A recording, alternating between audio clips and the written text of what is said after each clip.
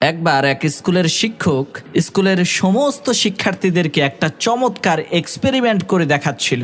শিক্ষক রোদের মধ্যে একটা ম্যাগনিফাইং গ্লাসের মাধ্যমে কাগজের মধ্যে আগুন ধরাচ্ছিল। এমন সময় শিক্ষার্থীদের মধ্য থেকে একজন সেই শিক্ষককে বলতে লাগলো, স্যার, আমার একটা প্রশ্ন আছে। সেটা হলো, এত বিশাল বড় সূর্যের প্রখর রোদের মধ্যে সারাদিন যদি এই কাগজগুলোকে ফেলে রাখা হয়, তারপরেও এই কাগজে আগুন ধরে না, কিন্তু এই ম্যাগনিফাইং গ্লাস মাধ্যমে ওই সূর্যের আলোটাই কাগজের উপরে পড়ার কারণে আগুন ধরে যাচ্ছে কেন?